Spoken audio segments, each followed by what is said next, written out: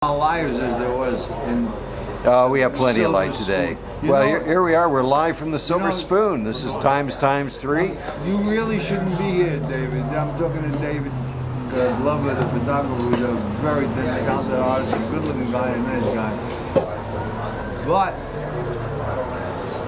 we were supposed to film something, and we didn't film it. I don't know, but we're filming it now. We're filming it. So the show has started? Oh yeah, times 3 is underway. David, I enjoyed that article that you wrote on Leonardo da Vinci, whether this was his painting or not. I really enjoyed your erudition in the art world and what you thought about whether or not it was authentic or not. I really enjoyed that, so thank you for sending me that. Yeah, I thought a lot of people might enjoy that, you know, because you tend to just take what the experts say, and often. Him a picture? I did. I sent him a picture. It was a picture of Leonardo, apparently or supposedly a Leonardo da Vinci newly discovered painting, but you know, there's only 9 paintings in existence. That Leonardo did. He had to string himself from the ceiling, right? Did he do all those paintings like that? That was Michelangelo, who did the Sistine Chapel. Michelangelo was the one that hung from the structure? Yeah. Leonardo was certainly a competitor to him in the Renaissance. He was an architect, wasn't he? Architect? Sculptor. Sculptor. Yeah. Well, a prophet too, right, with some of his designs. Leonardo was an engineer, a scientist, a doctor. Didn't he write something about a tank and a submarine or something? Absolutely. He invented a car. That was Disney. A helicopter. But I don't think he did that painting that they want to sell for $200 million. You remember that Third Man, the movie, where Orson Welles is talking to the other guy, and he talks about how in Italy there was 150 years of bloodshed and war, and they produced Leonardo and Raphael and Michelangelo, and in Switzerland there was 500 years of peace and tranquility, and what they produced? The cuckoo clock. So the cuckoo clock is nice. Yeah, and certain kinds of cheeses, I think. But it wasn't enough, you mean to say. They weren't prolific enough? They didn't produce enough? Something like pressures and ferment kind of produce something the way the pressures are put on as opposed to just peace and tranquility. As opposed to just peace and tranquility. Just peace. Not only peace, but a just peace. You could get a piece with a pistol, and you'd be nice and quiet, and nobody would make them move. Wouldn't that be nice to have just peace? I'll never have and people say, we just want peace, like it's such an easy thing, you know? I don't want to bother nobody. I want to lead a nice life. I want to have a house. I want to have a nice little car. I want to have a TV that goes on the wall. I don't want much, just to get fun. I want a little air conditioning. I want to have a sunroom. I want to have an extra bed for the 6th child. Too much anxiety involved in that. I know, but it's all I want to have, and it's all she wants to have. And to her, that's all she wants, is those billion things she just thought of. You're content, though, right? You and Maven are content. Content is nothing you should even search for. I mean, it's a contentment, my God. Who is to expect contentment in a world of such mobility and friction and diverse opinion? To want to be content is to want to be a monk, is to want to just not say anything. Sit on a rock and contemplate the nature. I'm glad I live in LA. I grew up in the country and I like a big city. Philadelphia is nice. Our friend Mr. Dan, he's here from Philadelphia. David shooting the film. Who's here from Philadelphia? Mr. Dan. Dan in the darkness? Billy or Dan in the lightness? Where is Dan in the darkness? Is Dan in the darkness or Dan in the lightness? We're asking a technical question of David, who makes all these decisions, whether we should put Dan in the light or the dark. Dan wants to stay in the dark because of what he does, right? Don't say anything more. Is that why you want to stay in the dark? Because of your trade? That's correct. Because you maybe thought of have done horrendous things rather than wonderful. Well, I'm an electrician, so I have to stay in the dark. He goes around wiring. See, yeah, he knows. Yeah, it gets wired up. He knows jokes too. Yeah. He knows jokes, and yet he still wants to. Timing is everything. Keep the mystery. You have to keep the mystery. Well, what is he in the dark now? Oh yeah, That's right. This is one camera. That's Off right. camera, you know. A simple guy. I had no concept of Why do motion. you read these sacred books? Because there's a mystery. I mean, if everything is disclosed, what fun is that? It's nice to have a mystery. It's like porn. And there's a mystery in porn? No, that's the point. There is no mystery. It's all there. In what? Porn. Porn? P-O-R-N? Yeah. Don't do it. There's no residuals. Pornography? Yeah. Pornography? Yeah, there's no mystery there. Residuals, too. You don't want to do that. No residuals. No residuals. Don't do anything you don't get residuals for. Pornographic films do not pay residuals? No, the only residual you get is the clout. Maybe that's what it is. Gee. Maybe the craft table's okay, I don't know. But, Lunch on this, right? yeah. So that- Harry, I saw your movie last night, very disturbing. Which one? Which movie was that? The one you stared in. Over the Edge? Over the Edge. Yeah, I was watching that. I felt like I was going over the edge. That's a scary movie. Well, it's kind of like a pressure cooker, kind of episodic, and then at the end it explodes in violence. Very violent. I mean, those kids are just a pack of killers. Well, you know, that was based on a true Harry story. looked pretty vicious. Did he look vicious, Sheriff? It was based on a true Should story have out been of Foster City. Should he had a scar on his face, Sheriff? No, I don't think you had a scar, but you certainly had. Did you? I mean, was that part of the makeup? You didn't have a scar in your face, no. That movie was based on a true story out of Foster City. I was saying, should he have that? No. And you know who shot that? Andrew Davis, who ended up doing these big Under Siege type of films. Oh, yeah. I don't think Dan knows what he's talking about. No, a movie called Over the Edge. Matt Dillon's first picture about, you know, JDs, kids getting guns and drugs. Good. Yeah. John McCaffrey, he's a great director. Yeah, it was disturbing. And I like Pam Pam, which character? Oh, the curly-haired girl? playing the guitar, and she shoots at Matt Dillon. Oh, yeah. Whatever happened to her? She got She shot. lives in Silver Lake. I don't know. Oh, as an actress. I mean, she never amounted to anything. She's good. Yeah, did a good job. You mean everyone who lives in Silver Lake then hasn't amounted to something? Well, Pam, I guess she had her one shot at stardom. She and, married the director. John McCaffrey. She married the director. Went to the glass ring then. She was a child in that movie. Oh, that's not. New Jersey. All they do is That's a rough place. publicly say. You know what the mob guys in New York called the mob guys in New Jersey? Remotely Farmers. possible. Everyone's buried there. That's why. That makes sense. I lost all the content of the show. I don't know. I wandered away. We're in New Jersey right now. We're in New Jersey. Oh, I wish I was. I like Governor With the guys in New Jersey, remember Jersey City, they're looking up at the Explain the tower. magnetism of Governor Yeah, well, really, but for. Do I, Christie? Straight shooter for one. Governor All Christie. they do is they remind. Chris Christie. Chris Yeah, Christie. This is a we all want to be in such great shape. And he got a big rotund guy and run against Obama, or thin it is guy. to flatter. Yeah, but just think about Chester A. Arthur.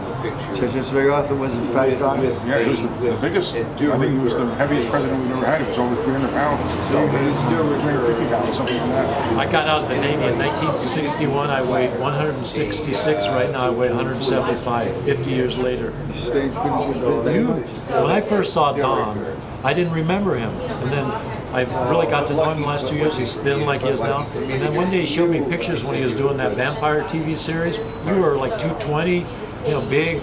And then that's the guy I used to know. You're a whole new guy now. I don't know. You're trim, you swim all the time. Well, yeah. The thing is, yeah, I lost 50 pounds and didn't notice it.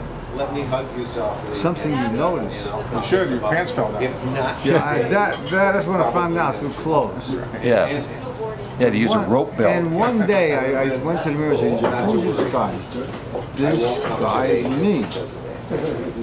Remember that guy that Johnny, does a blue? you gonna eat? I thank you, Susan. I don't know yet, You need to Gloria. eat something. I don't know. I will eat.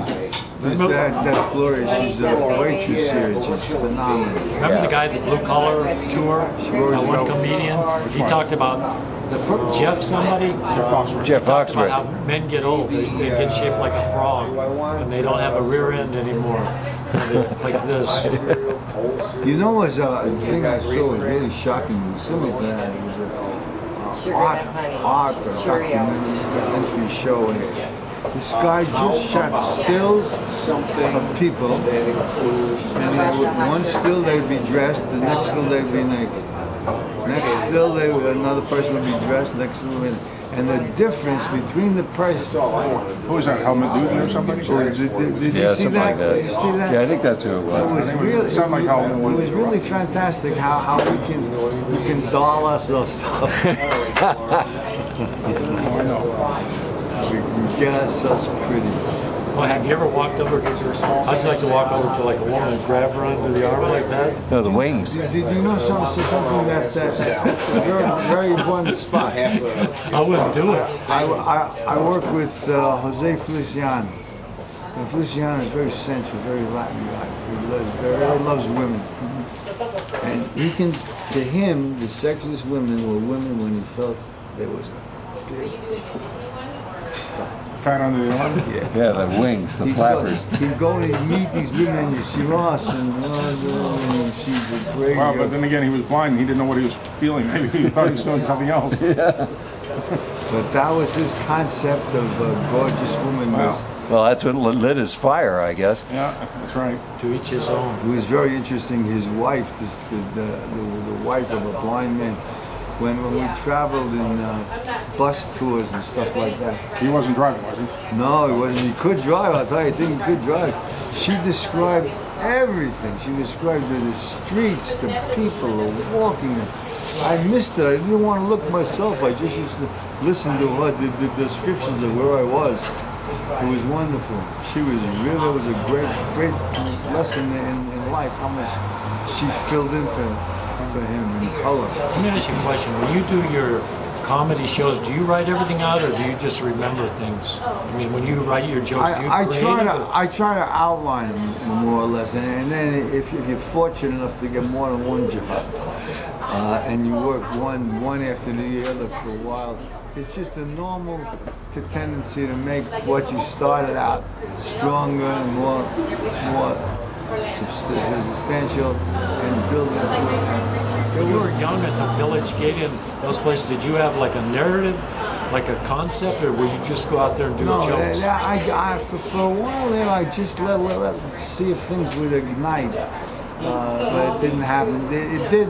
So some nights I went good, and I actually went further than I would have went because of my material. My performance just recently caught up late years when I was working cruise ships. I had the performance end down. I thought you could come out and just make people laugh for 45 minutes. I found out it was really difficult. It was easier to make them laugh as a civilian. I would walk around the streets and just saw people were waiting for a bus. I didn't know them.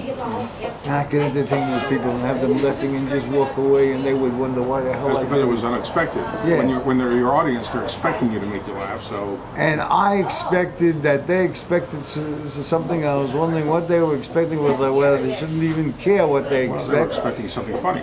I should just give them what I got, and what I got should be funny. If what I got is not funny, I would have found another trade. Did you ever like Myron Cohen? Oh, I love that guy. Myron. Come on, tell those crisp little stories. He had an elegance about his story. He caught a character. He could get 5 minutes out of this character, and just takes and looks. He was it was funny. There were so many people who never wanted to be comedians that became comedians because of conditions. Myron Cohen was a clothing salesman, elegant guy, good dresser, entertained people, buyers, and once we started to get groups of buyers. Did you hear this guy tell his joke, Myron? Before you know, groups were listening to his joke. Before you know it, he was a comedian. How come? Why is it that there are so many great comedy comedians who are Jewish?